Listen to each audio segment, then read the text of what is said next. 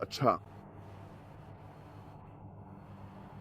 हम यरूशलेम में हैं। यहाँ 5,000 मर्द हैं, औरतें, बच्चे हैं और हर रोज मजीद लोग शामिल हो रहे हैं। वो घरों में रोटी तोड़ रहे हैं, काम कर रहे हैं, शागिर्द दुआ कर रहे हैं और खुदा का कलाम हासिल कर रहे हैं। लोग अपनी जमीनी चीजें बेच कर रसूलों के कदमों में रख रहे हैं। इसके लिए हम्द हो, अब जानते हैं। मेरा मतलब है, वो चाहते ही नहीं थे कि कुछ भी खत्म हो। ये सब कुछ बहुत ही शानदार था और वो नहीं चाहते थे कि ये खत्म हो। मुझे याद है एक बार हमने भारत में तकरीबन 50-75 गिरजाघर लगाए थे। क्या नाम था इस जगह का? आंध्र प्रदेश। और एक शख्स ने कॉन्फ्रेंस के लिए $15,000 दिए थे। अच्छा, एक अमीर करोड़पति आदमी। कहाँ से था वो? सक्रामेंटो से। मेरा दोस्त माइकल। मैं इसका आखिरी नाम नहीं बताऊंगा। अरे माइकल, अगर तुम देख रहे हो, खैर, हमने 40-50 गिरजाघरों से उन सब लोगों को बसों में लाए थे जो हमने कायम किए थे। 4,000 लोग थे और हमने 4-5 दिन की रूहानी बेदारी रखी, कलाम की तालीम दी, गीत गाए, तबलीग की, बीमारों के लिए दुआ की। ये जबरदस्त था। और वहाँ एक खातून थी इस गांव से।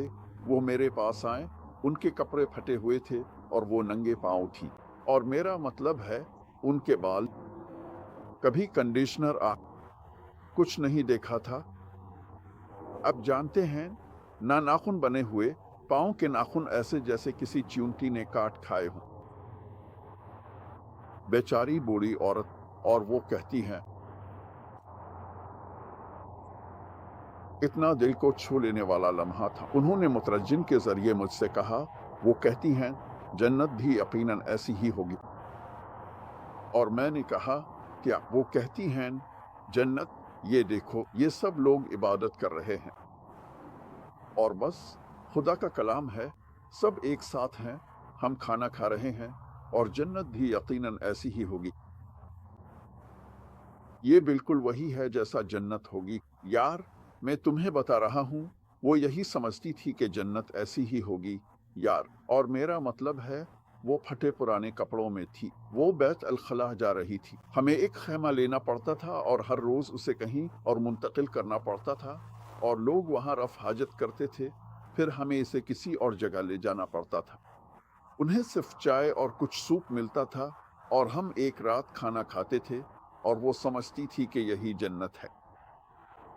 वहाँ इस अहिया की महफिल में लोग यही समझते थे। माजरत चाहता हूँ कि जज्बाती हो गया। ये बात मुझे हिला कर रख गई। शुक्रिया यसू। ए खुदावंद हमेशा ऐसे ताजगी के लम्हात भेजता रहा। ये दस्तयाब है। ए खुदावंद माइकल जैसे लोगों को अलिफाटे समझे। हल्लो ये